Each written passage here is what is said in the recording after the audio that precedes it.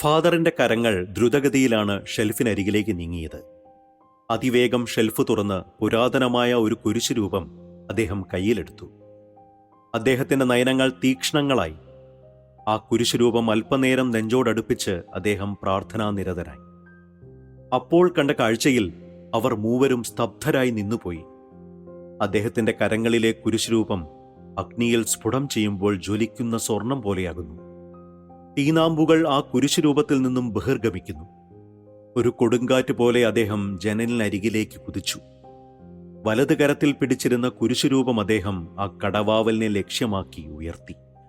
ആജ്ഞാശബ്ദത്തിൽ അദ്ദേഹം അലറി, ചെകുത്താനെ, പരിശുദ്ധമായ ഈ അങ്കണത്തിൽ നിനക്കെന്ത് കാര്യം? ഇതിനു മുൻപും നിനക്ക് ഞാൻ താക്കീത് നൽകിയിരുന്നു. അദ്ദേഹത്തിന്റെ ശബ്ദം ദൃഢമായിരുന്നു. അപ്പോൾ അകലെ മലനിരകളിൽ എവിടെയോ ശക്തമായ ഇടിമുഴങ്ങി. അകമ്പടിയായി മലങ്കാറ്റ് ശക്തമായി വീശിത്തുടങ്ങി. മിന്നൽപ്പിണരുകൾ ഭൂമിയെ നക്കിത്തുടയ്ക്കുവാനുള്ള തയ്യാറെടുപ്പ് പോലെ. ശക്തമായ മഴ. മഞ്ഞുപാളിയുടെ ഒരു മറവ് കടവാവലിനരികിലായി രൂപപ്പെട്ടു. കാഴ്ചയിൽ നിന്നും ആ കടവാവൽ മറയപ്പെട്ടു. അദ്ഭുതം! അന്തരീക്ഷം പഴയതുപോലായി. കാറ്റും മഴയും മിന്നലും നൊടിയിട കൊണ്ട് അവസാനിച്ചിരിക്കുന്നു. സ്വപ്നത്തിലാണോ എന്നു പോലും അവർ കരുതി. അദ്ദേഹത്തിന്റെ കയ്യിലിരുന്ന കുരിശുരൂപം പഴയതുപോലായി. കാറ്റായും മഞ്ഞായും മഴയായും അവൻ വരുമെന്ന് കുറച്ചു മുൻപായി നിങ്ങളോട് പറഞ്ഞത് ഇപ്പോൾ മനസ്സിലായി കാണുമല്ലോ. അദ്ദേഹം ശിരസുയർത്തി മൂവരെയും നോക്കി വീണ്ടും തുടർന്നു. ആരുടെ മുൻപിലും മായക്കാഴ്ചകൾ കാണിക്കുവാൻ അവൻ പ്രാപ്തനായിരിക്കുന്നു. ദുഷ്ടശക്തിയായ അവനെ ഇനി നശിപ്പിച്ചേ പറ്റൂ. ഫാദർ അവരോടായി പുലമ്പി. മനുവിന് സംഭവിച്ച കാര്യങ്ങൾ ഓരോന്നായി ഫാദറിനോട് അവൻ പറഞ്ഞു. അദ്ദേഹത്തിൽ യാതൊരു ഭാവവ്യത്യാസവും പ്രകടമായില്ല. എല്ലാം അദ്ദേഹം അറിഞ്ഞതുപോലെ തന്നെ. അദ്ദേഹത്തിന്റെ നെറ്റിയിലെ വിയർപ്പു കണങ്ങൾ അദ്ദേഹം തൂവാലയിൽ തുടച്ചു. മക്കളെ, നിങ്ങളുടെ വരവ് ചരിത്രങ്ങൾ മാറ്റി എഴുതുവാനുള്ളതാണ്, അദ്ദേഹം അവരോടായി പറഞ്ഞു. ചോദ്യഭാവത്തിൽ മനു അദ്ദേഹത്തിന്റെ കണ്ണുകളിൽ നോക്കി. ആ കണ്ണുകൾ പല കാഴ്ചകളും കാണുന്നതായി അവന് തോന്നി. ആ വന്ധ്യവയോധികൻ കസേരയിലിരുന്നു. കുരിശുരൂപത്തിൽ അദ്ദേഹത്തിന്റെ കണ്ണുകൾ നിശ്ചലമായി. പറയുവാനുള്ള കാര്യങ്ങൾ മനസ്സിൽ നിന്നും വായിച്ചെടുക്കുന്നത് അദ്ദേഹം ഇരുന്നു. കട്ടപിടിച്ച പുരികക്കൊടികൾ വില്ലുപോലെ വളഞ്ഞിരുന്നു. അദ്ദേഹം പറഞ്ഞു തുടങ്ങി. നിങ്ങളിപ്പോൾ താമസിക്കുന്ന ബംഗ്ലാവിൽ നടന്ന കാര്യങ്ങളാണ് ആദ്യമായി ഞാൻ പറയുവാൻ പോകുന്നത്. പിന്നീട് ഞാൻ ആ നായയെക്കുറിച്ചും പറയാം. ആ നായയെക്കുറിച്ച് പറയണമെങ്കിൽ മൂന്നാറിന്റെ 100 വർഷ ചരിത്രത്തിന്റെ പുറകോട്ടു പോകണം. നിങ്ങൾ കണ്ട സന്യാസിയും നായയും എല്ലാം ആ ചരിത്രത്തിലുണ്ട്. മനു, നീ സ്വപ്നത്തിൽ കണ്ട സന്യാസിമാരുമെല്ലാം സത്യം തന്നെ. കാലങ്ങൾക്ക് മായ്ക്കാനാവാത്ത സത്യങ്ങൾ. ഇക്കാര്യങ്ങളെല്ലാം അറിയാവുന്നത് എനിക്ക് മാത്രം. ഇനി നമ്മൾ വൈകിയാൽ പ്രപഞ്ചശക്തികൾ ഈ സ്വപ്നഭൂമിയെ ഇല്ലാതാക്കും. ഈ സുന്ദരഭൂമി എന്നത്തേക്കുമായി ഒരു ശവപ്പറമ്പായി മാറും. ആദ്യമായി നിനക്ക് മുമ്പായി ജിയമായി വന്ന തോംസൺ എന്ന കോട്ടയംകാരനെക്കുറിച്ച് പറയാം. അദ്ദേഹം കുറച്ചുനേരം നിശബ്ദനായി. മൂവരും അദ്ദേഹം പറയുന്നത് കേൾക്കുവാൻ ജിജ്ഞാസയോടെ ഇരുന്നു. ഒരു തണുത്ത ഡിസംബർ മാസത്തിലാണ് അവർ ആ ബംഗ്ലാവിലെത്തിയത്. തോംസണും ഭാര്യ ജോളിയും മക്കളായ ജസ്റ്റിനും മരിയായും അടങ്ങിയ സന്തുഷ്ട കുടുംബം. ജസ്റ്റിൻ പഠനം കഴിഞ്ഞ് PSC പരീക്ഷയ്ക്ക് പ്രിപ്പയർ ചെയ്യുന്നു. മരിയ പള്ളിവക സ്കൂളിൽ 10ാം ക്ലാസ്സിൽ പഠിക്കുന്നു. ഒരാഴ്ചക്കാലം പ്രത്യേകിച്ച് ഒരു സംഭവമില്ലാതെ ആഹ്ലാദത്തിൻ്റെതായിരുന്നു. അന്നൊരു ഞായറാഴ്ചയായിരുന്നു. കാത്തിരുന്നതുപോലെ മരിയായുടെ ജന്മദിനം. അന്നവർ ബംഗ്ലാവിലെ സ്വീകരണമുറി വർണ്ണപ്പൂക്കൾ കൊണ്ട് അലങ്കരിച്ചു. അവൾക്കായി വാങ്ങിയ കേക്ക് ആഘോഷപൂർവമാണ് അവർ മുറിച്ചത്. പാട്ടും ആഘോഷവും കഴിഞ്ഞ് താമസിച്ചാണ് അവർ ഉറങ്ങുവാൻ കിടന്നത്. തണുത്തുറഞ്ഞ രാത്രി. ഉറക്കത്തിനിടയിൽ എന്തോ ഒരു അപരിചിതമായ ശബ്ദം കേട്ടാണ് ജസ്റ്റിൻ ഞെട്ടി ഉണർന്നത്. കണ്ണു തുറന്നപ്പോൾ കണ്ട കാഴ്ചയിൽ അവൻ ഞെട്ടിവിറച്ചു. മുൻകാലുകൾ ജനൽപ്പടിയിൽ ചവിട്ടി നിന്ന് തന്നെ നിശബ്ദമായി നോക്കി നിൽക്കുന്ന ഭീകരരൂപിയായ ഒരു നായ. ആ നായയുടെ നാവിലൂടെ ഒലിച്ചിറങ്ങുന്ന ഉമ്മിനീർ. കണ്ണുകളിൽ ക്രൗര്യം. ഭയാനകമായ കാഴ്ച കണ്ടവൻ ഉച്ചത്തിൽ അലറി. പക്ഷേ ആ ശബ്ദം വെളിയിൽ വരാതെ തൊണ്ടയിൽ കുരുങ്ങി. ജസ്റ്റിന്റെ മാറ്റങ്ങൾ പലപ്പോഴും തോംസൺ ശ്രദ്ധിച്ചിരുന്നു. സർവ്വസമയങ്ങളിലും അവൻ വേറൊരു ലോകത്ത് തന്നെ. ഒന്നിനോടും താല്പര്യമില്ലാത്ത നിർവികാരമായ ഒരവസ്ഥ. സ്വപ്നം കാണുന്ന കണ്ണുകൾ. പകലു മുഴുവൻ അടച്ചിട്ട മുറിയിൽ തന്നെ. ഊർജ്ജസ്വലനായിരുന്ന അവന്റെ മാറ്റം അവർക്ക് താങ്ങാവുന്നതിലും അധികമായിരുന്നു. ജോളി നിർബന്ധിച്ചാൽ ആഹാരം കഴിച്ചാലായി. എപ്പോഴും അവൻ വേറൊരു ലോകത്ത് തന്നെ. എന്തു പറ്റിയെന്നവർ ആലോചിച്ചു. മകന്റെ പൊടുന്നനെയുള്ള മാറ്റത്തിൽ എന്തു ചെയ്യണമെന്നറിയാതെ അവർ പകച്ചു.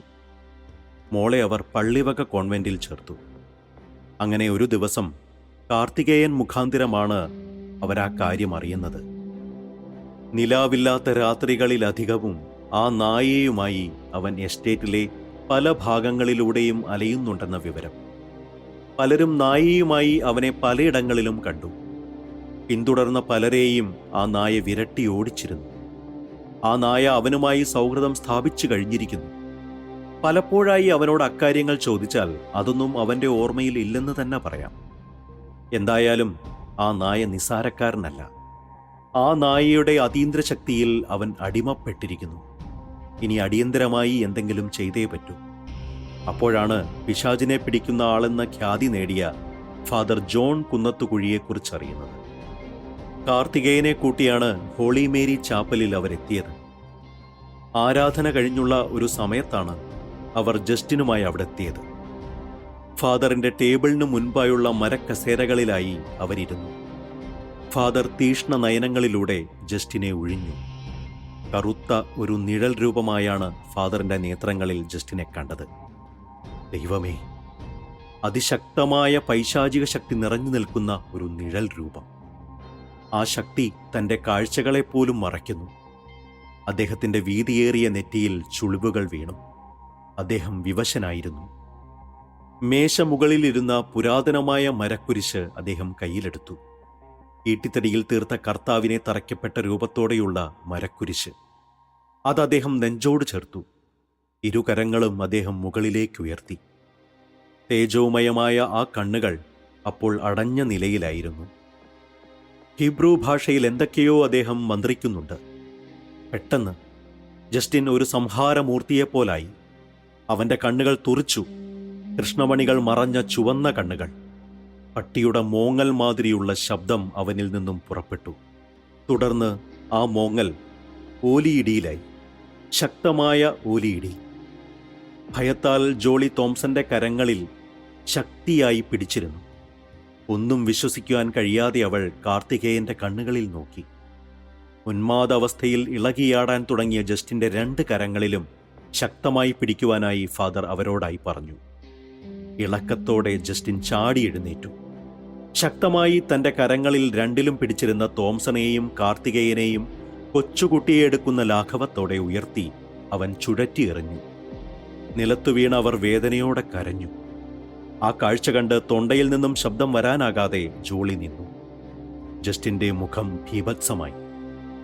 എന്തു ചെയ്യുവാനും മടിയില്ലാതെ മുറിയിലെ ഉപകരണങ്ങൾ അവൻ 4 പാടും വലിച്ചെറിഞ്ഞു.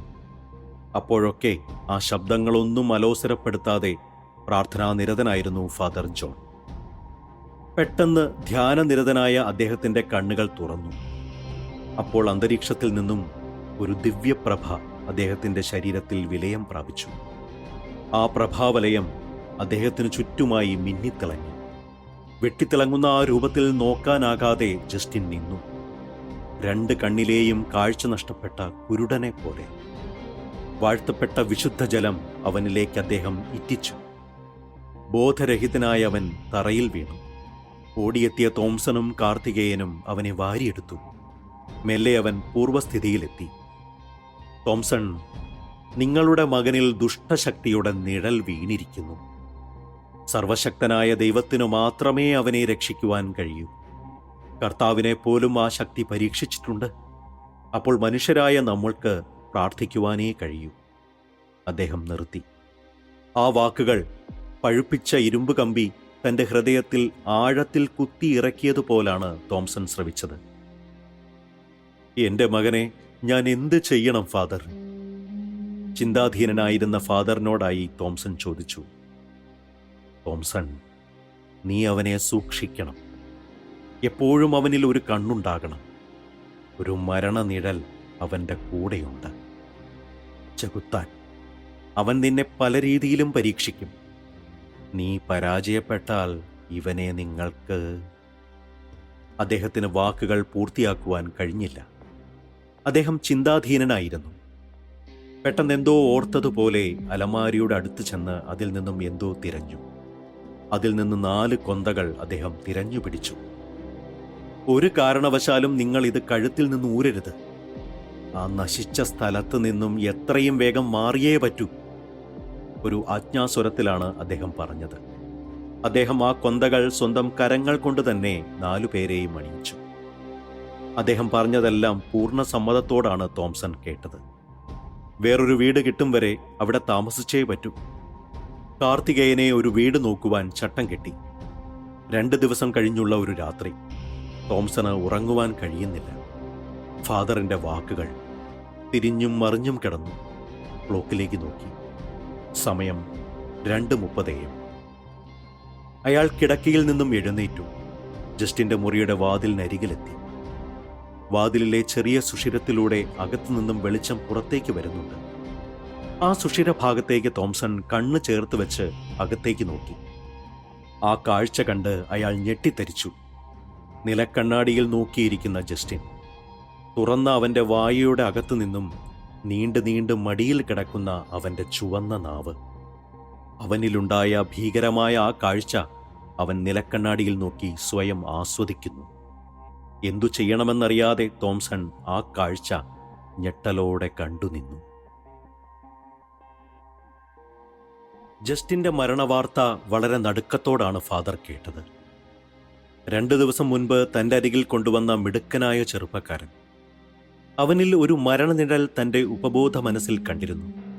താനത് വ്യക്തമാക്കിയിരുന്നു. ആ കാലത്തിൽ പൊലിഞ്ഞ അവന്റെ ചിന്തകളിൽ അദ്ദേഹം വേദനിച്ചു. എല്ലാത്തിനും കാരണം ആ നശിച്ച നായയാണ്. എല്ലാ സംഭവങ്ങളും വിധിക്കപ്പെട്ടതാണ്. തടുക്കാനാവാത്ത സംഭവങ്ങൾ. പുലിപ്പാറയുടെ അഗാധ ഗർത്തങ്ങളിൽ വീണുള്ള ജസ്റ്റിന്റെ അതിദാരുണ മരണം. ആ നടുക്കുന്ന വാർത്ത കേട്ട ഉടനെ തന്നെ ഫാദർ പുലിപ്പാറയിലെത്തി. കാഴ്ച കാണുവാൻ വളരെയധികം ആളുകൾ എത്തിയിരുന്നു. CI ഫ്രാൻസിന്റെ നേതൃത്വത്തിലുള്ള ഒരു സംഘം പോലീസുകാരാണ് മൃതദേഹം കൊക്കയുടെ അഗാധതയിൽ നിന്നും എടുത്തത്. പോലീസ് സർജനും എത്തിയിരുന്നു. ഇൻക്വസ്റ്റ് തയ്യാറാക്കി അവരുടെ നടപടിക്രമങ്ങൾ 10 മണിയോടെ കഴിഞ്ഞു. ജനക്കൂട്ടത്തെ നിയന്ത്രിക്കുവാൻ പോലീസുകാർ ഒരുപാട് കഷ്ടപ്പെടുന്നുണ്ടായിരുന്നു. ഫാദറിന്റെ അടുത്തേക്ക് CI നടന്നു വന്നു. എന്തോ അദ്ദേഹത്തിന് തന്നോട് പറയുവാനുണ്ടെന്ന് ഫാദറിന് തോന്നി. ഫാദർ, എനിക്ക് അങ്ങയോട് ചില കാര്യങ്ങൾ ചോദിച്ചറിയുവാനുണ്ട്. അയാൾ വിനയത്തോടാണ് ഫാദറിനോട് ചോദിച്ചത്. സമ്മതത്തോടെ ഫാദർ തലയാട്ടി. ഓഫീസർ മുഖവരിയില്ലാതെ കാര്യങ്ങളിലേക്ക് കടന്നു. ഈ പുലിപ്പാറയിൽ ഇങ്ങനെ മരണങ്ങൾ ആവർത്തിക്കുന്നത് എന്താണെന്ന് മനസ്സിലാകുന്നില്ല. മരിക്കുന്നവർ എല്ലാവരും പുരുഷന്മാർ. അമാനുഷികമായ എന്തെങ്കിലും ഉണ്ടോ ഫാദർ? FIR-ൽ എല്ലാം തന്നെ ആത്മഹത്യ. ഞാനിവിടെ ചാർജ് എടുക്കും മുൻപുള്ള പല കേസുകളും ഏതാണ്ട് ഒരുപോലെ തന്നെ. അദ്ദേഹം ചോദ്യഭാവത്തിൽ നിന്നു. കാലങ്ങൾക്ക് മുമ്പ് പൂർവികർ ചെയ്തു വെച്ച കർമ്മഫലങ്ങളാണ് ഇതിനു കാരണം. ഫാദർ വാക്കുകൾ പൂർത്തിയാക്കാതെ നിർത്തി. അങ്ങൊന്നു വിശദമായി പറഞ്ഞു തന്നാൽ എനിക്ക് ആ വഴി അന്വേഷിക്കാമായിരുന്നു. ഒരു പ്രതീക്ഷയോടെയാണ് ഓഫീസർ പറഞ്ഞത്. ഫ്രാൻസിസ്, ഈ ശക്തി നമ്മുടെ നിയമങ്ങൾക്കപ്പുറമുള്ളതാണ്. പോലീസിനോ കോടതിക്കോ ഒന്നും ചെയ്യാനാകാത്ത അതീന്ദ്രിയ ശക്തി. ഇതിന് ഉത്തരം നൽകുവാൻ എനിക്കാകില്ല. ഫാദർ വാക്കുകൾ നിർത്തി. പിന്നെ തുടർന്നു. ഈ മരണങ്ങൾ, പ്രകൃതി കോപങ്ങൾ എല്ലാം തന്നെ ആ സംഭവങ്ങളുടെ ബാക്കി പത്രങ്ങളാണ്. ഇതിനൊരു പരിഹാരം പ്രകൃതി ഒരുക്കിക്കഴിഞ്ഞു. അതിനുള്ള ക്രമീകരണങ്ങൾ ഹിമഭൂമിയിലെ മലമടക്കുകളിൽ തുടങ്ങിക്കഴിഞ്ഞു. അദ്ദേഹത്തിന്റെ തേജോമയമായ കണ്ണുകൾ തിളങ്ങി. ഹിമഭൂമിയിലെ ഗ്ലേഷ്യറുകളുടെ അപാരമായ തിളക്കം അദ്ദേഹത്തിൻ്റെ കണ്ണുകളിൽ പ്രതിഫലിക്കുന്നുണ്ടായിരുന്നു. ഒന്നും മനസ്സിലാക്കാനാകാതെ CI ഫ്രാൻസിസ് നിന്നു. ഹിമഭൂമിയോ? അവിടവും ഈ മൂന്നാറും തമ്മിൽ എന്തു ബന്ധം? ആളുകൾ പറഞ്ഞു പരത്തുന്ന ഈ ഭീകരൻ നായയും ഇവിടെ നടക്കുന്ന മരണങ്ങളുമായി ഇതിനെന്ത് ബന്ധം? ഇതികർത്താമൂഢനായി ഫാദറിന് മുന്നിൽ ഫ്രാൻസിസ് നിന്നു, ഒന്നും മനസ്സിലാകാതെ. തേജോമയമായ ആ മുഖത്ത് നോക്കി ഒരു ചോദ്യം ചോദിക്കുവാനുള്ള ശക്തിയില്ലാതെ. തോംസൺ സർവ്വതും നഷ്ടപ്പെട്ടവനെ പോലെയാണ് കാണപ്പെട്ടത്. ശരിക്കും അവന് സർവ്വതും നഷ്ടപ്പെട്ടത് തന്നെയല്ലേ? ദുഃഖം അണപൊട്ടിയൊഴുകിയാണ് ഫാദറിനരികിൽ അവൻ എത്തിയത്. ഫാദർ തോംസനെ മാറോടണച്ചു. അവൻ ഒരു കൊച്ചുകുട്ടിയെപ്പോലെ തേങ്ങിക്കരഞ്ഞു. മൂകസാക്ഷിയായി നിഴൽ പോലെ കാർത്തികേയനും കൂടെയുണ്ട്. ഫാദർ, ഇന്ന് ഞങ്ങൾ പുതിയ വീട്ടിലേക്ക് മാറുവാനിരുന്നതാണ്. ആ നശിച്ച നായ അതിനു മുമ്പ് അവനെ കൊണ്ടുപോയി. വാക്കുകൾ പൂർത്തീകരിക്കാനാവാതെ അവൻ അദ്ദേഹത്തിൻ്റെ കരങ്ങളിൽ നിന്നൂർന്ന് പാറക്കെട്ടിന് മുകളിലിരുന്നു. അവനെ ആശ്വസിപ്പിക്കുവാനുള്ള വാക്കുകൾക്ക് വേണ്ടി ഫാദർ പരതി. ആ ചെകുത്താൻ നായയാണ് ഇതിനെല്ലാം കാരണം. നിരപരാധികളായ എത്രയോ പുരുഷന്മാരെ പുലിപ്പാറയുടെ അഗാധതയിൽ ഇല്ലാതാക്കിയിരിക്കുന്നു. ഈ ദുർശക്തിയെ ഇല്ലായ്മ ചെയ്യുവാൻ തനിക്കാവില്ല. അതിനുള്ള മന്ത്രതന്ത്രങ്ങൾ തനിക്കറിയില്ല. അത് വെറുമൊരു നായയല്ല. ആ മഹാരഹസ്യം അനാവരണം ചെയ്യുവാനുള്ള സമയമായിട്ടില്ല. തനിക്ക് മാത്രം അറിയാവുന്ന രഹസ്യം. ആ ദുഷ്ടജന്തുവിൻ്റെ നാശം അടുത്തു എന്നുള്ള നിമിത്തങ്ങൾ, ലക്ഷണങ്ങൾ എല്ലാം തന്നെ അനുകൂലമായി വരുന്നു. ഉച്ചയോടെയാണ് ജസ്റ്റിൻ്റെ മൃതദേഹം വിട്ടുകിട്ടിയത്. ഹോളി മേരി ചാപ്പലിലെ സെമിത്തേരിയിലാണ് അവനെ അടക്കം ചെയ്തത്. വൈകുന്നേരത്തോടെ തോംസൺ തൻ്റെ അരികിലെത്തി. നോർമലാകാത്ത അവസ്ഥയിലായിരുന്നു ജസ്റ്റിൻ്റെ അമ്മ ജോളി. കാറിൻ്റെ മുൻഗ്ലാസിലൂടെ വിദൂരതയിലേക്ക് നോക്കി അവൾ ഇരിക്കുന്നു. ഫാദർ, മകനെ നഷ്ടപ്പെട്ട ഞങ്ങൾ ഇനി ഇവിടെ കഴിയുന്നില്ല. ഗ്രീൻ വാലിയിലെ ജോലി ഞാൻ റിസൈൻ ചെയ്തു. ഇനി ഞാൻ ഈ നാട്ടിൽ കഴിഞ്ഞാൽ എനിക്കെല്ലാം നഷ്ടമാകും. മകൻ ഉറങ്ങുന്ന ഇവിടെ ഞങ്ങൾ വരും. ഹൃദയം നുറുങ്ങുന്ന വേദനയോടെയാണ് തോംസൺ പറഞ്ഞു നിർത്തിയത്. അവരുടെ കാർ കുന്നുകളിറങ്ങി തൻ്റെ ദൃഷ്ടിയിൽ നിന്ന് മറയും വരെയും അദ്ദേഹം നോക്കി നിന്നു. നിറഞ്ഞു തുളുമ്പിയ കണ്ണുകൾ അദ്ദേഹം തൂവാല കൊണ്ട് ഒപ്പിയെടുത്തു. അന്ന് രാത്രി ഉറങ്ങുവാൻ കഴിഞ്ഞില്ല. ഹൃദയം നുറുങ്ങിക്കരയുന്ന ആ കുടുംബത്തിൻ്റെ രോദനം അദ്ദേഹത്തിൻ്റെ കാതുകളിൽ മുഴങ്ങി. പെട്ടെന്ന് എന്തോ സംഭവിക്കുവാൻ പോകുന്നതായി ഉപബോധ മനസ്സ് മന്ത്രിക്കുന്നു. കരുണാമയനായ കർത്താവിൻ്റെ ക്രൂശിത രൂപത്തിൽ അദ്ദേഹം നോക്കി കിടക്കയിൽ കിടന്നു. മനസ്സ് ശാന്തമാകുന്നില്ല. കട്ടിലിൽ നിന്ന് നിലത്തിറങ്ങി തിരുരൂപത്തിന് മുമ്പിലായി മുട്ടുകുത്തി സർവ്വതും അവനിൽ അർപ്പിച്ചു. എവിടെ നിന്നോ തുറന്നുവിട്ടതുപോലെ മലങ്കാറ്റ് മുറിയിലൂടെ ശക്തമായി തഴുകിയിറങ്ങി. ആ കാറ്റിൽ വാതിലും ജനാലകളും ശക്തമായി തുറന്നടഞ്ഞു. പിന്നീട് ആ കാറ്റ് ഹുങ്കാര ശബ്ദത്തോടെ ഒരു ചുഴലിക്കാറ്റായി രൂപപ്പെട്ടു. പൈൻമരങ്ങളെ ആ കാറ്റ് ചുഴറ്റി. ഫാദർ ടോർച്ച് കയ്യിലെടുത്ത് വാതിൽ തുറന്ന് വെളിയിലിറങ്ങി. ആ കാഴ്ച കണ്ട് അദ്ദേഹം അമ്പരന്ന് നിന്നു. ആ ചുഴലിക്കാറ്റിൽ ഒരു പൈൻമരം കടപുഴകി അന്തരീക്ഷത്തിൽ വട്ടം കറങ്ങുന്നു. അതൊരു മുന്നറിയിപ്പ് പോലെ, തനിക്കൊരു ശാസന തരുന്നതുപോലെ. ലോഹയ്ക്കുള്ളിലെ പുരാതനമായ കുരിശുരൂപത്തിൽ അദ്ദേഹം സ്പർശിച്ചു നോക്കി. ഭദ്രമായി കുരിശുരൂപം ലോഹയ്ക്കുള്ളിലുണ്ട്. വലിയൊരു ശബ്ദത്തോടെ ആ പൈൻമരത്തെ ഫാദറിന്റെ അരികിലേക്ക് ആ ചുഴലിക്കാറ്റിൽ വലിച്ചെറിയപ്പെട്ടു. ഭീകരമായ ശബ്ദത്തോടെ ആ മരത്തിന്റെ ഇലച്ചില്ലകൾ മുട്ടി മുട്ടി എന്ന നിലയിൽ അദ്ദേഹത്തിനരികിൽ പതിച്ചു. നൂലിഴയ്ക്കാണ് അദ്ദേഹം രക്ഷപ്പെട്ടത്. പിന്നീട് ആ ചുഴലിക്കാറ്റ് ഹുങ്കാര ശബ്ദത്തോടെ താഴ്വാരത്തേക്കായി പറന്നു. ഒടുവിൽ ആ ശബ്ദം നേർത്തുവന്നു. സെമിത്തേരിയുടെ അരികിലേക്ക് നടക്കുവാൻ ഒരു മുന്നറിയിപ്പ് പഞ്ചേന്ദ്രിയങ്ങളിൽ സംജാതമാകുന്നു. കാലുകൾ അങ്ങോട്ടേക്ക് ചലിക്കുന്നു.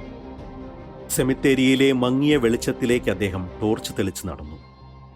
ടോർച്ചിന്റെ ശക്തമായ വെളിച്ചത്തിൽ കണ്ട കാഴ്ച രക്തമുറയുന്നതായിരുന്നു. അദ്ദേഹം ഞെട്ടിത്തരിച്ചു നിന്നുപോയി. ദൈവമേ! അന്നടക്കം ചെയ്ത ജസ്റ്റിന്റെ കല്ലറയുടെ മൂടി മാറിയ നിലയിൽ അതിനരികിലായി കത്തുന്ന കണ്ണുകളോടെ നിൽക്കുന്ന നായ. ആ നായ അദ്ദേഹത്തെ കണ്ടു വികൃത ശബ്ദത്തിൽ മൂങ്ങി. പല്ലുകൾ ഇളിച്ചു. ആ ജന്തുവിൻ്റെ നീണ്ട കോമ്പലുകൾ തിളങ്ങി. ആ നായ പിന്നോട്ടാഞ്ഞു. കടിച്ചു കീറുവാനുള്ള ക്രൗര്യത്തോടെ ശക്തി മുഴുവൻ സംഭരിച്ച് ആ ജന്തു ഫാദറിനെ ലക്ഷ്യമായി കുതിച്ചു.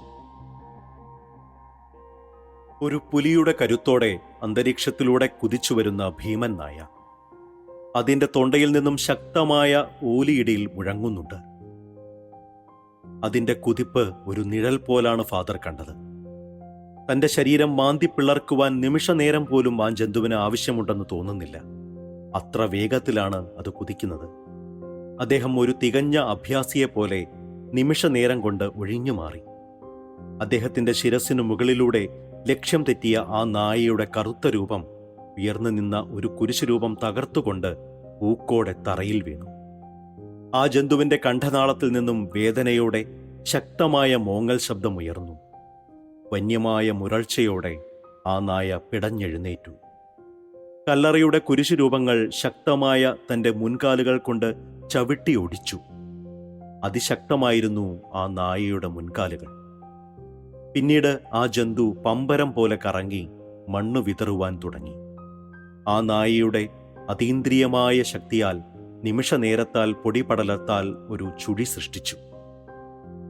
ചുറ്റിലുമുള്ള കാഴ്ചകൾ കാണാനാകാതെ ഫാദർ നീന്നു. ആ ജന്തു തൻ്റെ കാഴ്ചകൾക്ക് മറയൊരുക്കിയിരിക്കുന്നു. അദ്ദേഹത്തിൻ്റെ 6-ാം ഇന്ദ്രിയം ഉണർന്നു. ഏതു വശത്തു നിന്നും ആ നായയുടെ ആക്രമണം ഉണ്ടാകുമെന്ന് ഹൃദയത്തിലൊരു മുന്നറിയിപ്പ്. ആ നായ കുതിച്ചെത്തി തന്നെ കടിച്ചു കീറുവാൻ വൈകില്ലെന്ന് ഫാദറിന് തോന്നി. കോട്ട പോലെ ചുറ്റിനും ഉയർന്ന പൊടിപടലങ്ങളുടെ 4 വശത്തായും ആ നായയുടെ മുരളിച്ച കേട്ടു. ദിശ അറിയാനാകാതെ അദ്ദേഹം കുഴഞ്ഞു. ഏതൊരു ദുഷ്ടശക്തിയെയും വരുതിയിലാക്കുന്ന കരുണാമയനെ ഹൃദയകമലത്തിൽ അദ്ദേഹം കണ്ടു. അദ്ദേഹത്തിൻ്റെ കരങ്ങൾ ലോഹയുടെ കീശയ്ക്കുള്ളിലേക്ക് നീണ്ടു. കരങ്ങളിൽ തടഞ്ഞ കുരിശുരൂപം അദ്ദേഹം വെളിയിലെടുത്തു. എൻ്റെ പിതാവേ, എന്നെ കൈവെടിയല്ലേ, അദ്ദേഹം ഹൃദയം നുറുങ്ങിയാണ് അപേക്ഷിച്ചത്. കുരിശുരൂപം വലം കൈയിൽ അദ്ദേഹം ഉയർത്തി. പാതി കൂമ്പിയ കണ്ണുകളോടെ ഹിബ്രു ഭാഷയിൽ എന്തൊക്കെയോ അദ്ദേഹം ഉരുവിട്ടു. അപ്പോൾ അദ്ദേഹത്തിൻ്റെ കയ്യിൽ പിടിച്ചിരുന്ന കുരിശുരൂപം അഗ്നി പോലെ ജ്വലിച്ചു. അതിൽ നിന്ന് അഗ്നിജ്വാലകൾ വമിക്കുവാൻ തുടങ്ങി. അന്തരീക്ഷത്തിൽ ഉയർന്ന ചുഴിയായ പൊടിക്കാറ്റ് ശാന്തമാകുവാൻ തുടങ്ങി. ചുറ്റുമുണ്ടായിരുന്ന ആ ജന്തുവിൻ്റെ മുരൾച്ചകൾ നേർത്തുവന്നു. ഫാദർ കണ്ണു തുറന്നു. അപ്പോഴും കുരിശുരൂപത്തിൽ നിന്ന് അഗ്നി വമിക്കുന്നുണ്ടായിരുന്നു. തന്നിൽ നിന്ന് കുറച്ചകലത്തായി ഒരു കല്ലറയുടെ മുകളിലായി ആ നായ പതുങ്ങിയിരിക്കുന്നുണ്ടായിരുന്നു. അപ്പോൾ ആ ജന്തുവിൻ്റെ കണ്ണുകൾ ഭയവിഹ്വലമായിരുന്നു. അടികൊണ്ടതുപോലെ ആ ജന്തു മോങ്ങുന്നുണ്ടായിരുന്നു. ജ്വലിക്കുന്ന കുരിശുരൂപത്തെ നോക്കിയാണ് അത് മോങ്ങിയത്. ആ നായയുടെ കണ്ണിൽ നോക്കി ഫാദർ അലറി, "ചെകുത്താനെ, ഈ പവിത്രമായ ദേവാലയാങ്കണത്തിൽ ഇനി നീ കയറിയാൽ എന്നേക്കുമായി ഈ ഭൂമുഖത്തു നിന്ന് നിന്നെ ഞാൻ ഇല്ലാതാക്കും. നീ ആരെന്ന് എനിക്കറിയാം. കാലങ്ങൾ ചെയ്തു തീർക്കേണ്ട കണക്കുകൾ ഇനിയും നിനക്ക് ബാക്കിയുണ്ട്. അതിനാൽ നിന്നെ ഇപ്പോൾ വിടുന്നു. പക്ഷേ കണക്കുകൾ തീരുന്നില്ല." ഒരു കിതപ്പോടെയാണ് ഫാദർ പറഞ്ഞു നിർത്തിയത്. പെട്ടെന്ന് ശക്തമായ ഒരു അഗ്നിഗോളം അദ്ദേഹത്തിന്റെ കയ്യിലെ ക്രൂശിത രൂപത്തിൽ നിന്ന് ബഹിർഗമിച്ചു. ആ അഗ്നിഗോളം നായയുടെ നേരെയാണ് പാഞ്ഞത്. അത് കണ്ട് ആ നായ ഒരു കുതിപ്പോടെ സെമിത്തേരിയിൽ നിന്നും അപ്രത്യക്ഷമായി. വലിയൊരു ജനക്കൂട്ടം സെമിത്തേരിയിൽ കൂടിയിരിക്കുന്നു. ഫാദറിനരികിൽ CI ഫ്രാൻസിസ് നിൽക്കുന്നുണ്ട്. തുറന്നുകിടന്ന കല്ലറയിൽ മൃതദേഹം സുരക്ഷിതമായിയുണ്ട്. തകർന്നു കിടക്കുന്ന കുരിശുകളെ നോക്കി ഒരു കുറ്റാന്വേഷകന്റെ സാമർഥ്യത്തോടെ ഫാദറിനോട് ചോദിച്ചു, "ഫാദർ, താങ്കളോട് ഇന്നലെയും ഞാൻ ചോദിച്ചിരുന്നു എന്താണ് ഇവിടെ സംഭവിക്കുന്നതെന്ന്. അങ്ങ് എനിക്ക് മനസ്സിലാകാത്ത ഭാഷയിൽ എന്തൊക്കെയോ പറഞ്ഞു. ഒന്നുകൂടി ചോദിക്കുന്നു, ഈ നായ എവിടെ നിന്നും വരുന്നു? എന്താണ് ശരിക്കും ഇവിടെ സംഭവിച്ചത്? ഫാദർ പറഞ്ഞേ തീരൂ." മൗനത്തോടായി നിന്ന ഫാദറോടായി അയാൾ ശബ്ദമുയർത്തി പറയുവാൻ തുടങ്ങി, "ഫാദർ, എന്താ ഇതിനൊന്നും ഉത്തരമില്ലേ?" മൂടി മാറിക്കിടക്കുന്ന കല്ലറയെയും ഒടിഞ്ഞു തകർന്നു കിടക്കുന്ന കുരിശുകളെയും ചൂണ്ടിയാണ് ഓഫീസർ ചോദിച്ചത്. ഫാദർ ശാന്തനായിരുന്നു. അദ്ദേഹത്തിന്റെ ചുണ്ടിൽ ഒരു ചെറു പുഞ്ചിരി മുട്ടിട്ടു. പതിഞ്ഞ ശബ്ദത്തിൽ അയാളോടായി പറഞ്ഞു. ഫ്രാൻസിസ്, താങ്കളുടെ ചോദ്യത്തെ ഞാൻ മാനിക്കുന്നു. പക്ഷേ ഞാൻ പറയുന്ന കാര്യങ്ങൾ ഒരിക്കലും താങ്കൾക്ക് ഉൾക്കൊള്ളുവാനാവില്ല. അങ്ങകലെ ഹിമവാന്റെ താഴ്വാരങ്ങളിൽ നിന്നുള്ള തുടർച്ചയാണ് ഇതെല്ലാം. അമാനുഷികമായ എനിക്ക് തുറന്നു പറയാനാവാത്ത കാര്യങ്ങൾ. ഇതൊരു കുമ്പസാര രഹസ്യത്തെക്കാളും ഞാൻ സൂക്ഷിക്കേണ്ട രഹസ്യം. താങ്കളോട് എനിക്കത് അനാവരണം ചെയ്യാനാവില്ല. ഒന്നോർത്തോളൂ, താങ്കൾ ഈ കേസിൽ ഇടപെടരുത്. ഈ നായയെക്കുറിച്ച് അന്വേഷിക്കരുത്. അപകടമാണ്. കൂപ്പുകൈയോടെ ഒരു അപേക്ഷാസ്വരത്തിലാണ് ഫാദർ പറഞ്ഞു നിർത്തിയത്. ഫാദർ, എനിക്ക് ഈ കേസിൽ ഇടപെടാതിരിക്കാൻ കഴിയില്ല. അങ്ങയെ ഞാൻ ബഹുമാനിക്കുന്നു. പക്ഷേ പോലീസ് നടപടിക്രമങ്ങളിൽ അങ്ങിടപെടരുത്. കാരണം ഇതൊക്കെ അന്വേഷിക്കാനാണ് പോലീസ്. അദ്ദേഹം ക്രുദ്ധനായാണ് പറഞ്ഞു നിർത്തിയത്. വീണ്ടും അയാൾ ധാർഷ്ട്യത്തോടെ തുടർന്നു. ഈ നായയെ ഞാൻ പിടിച്ചുകെട്ടും. ഫാദർ എന്തു പറഞ്ഞാലും എനിക്ക് അന്വേഷിച്ചേ പറ്റൂ. അയാൾ കല്ലറയുടെ സ്ലാബ് ശരിയാക്കുന്ന മേസ്തിരിമാരുടെ അരികിൽ നിൽക്കുന്ന പോലീസുകാരെ ഒന്ന് നോക്കി.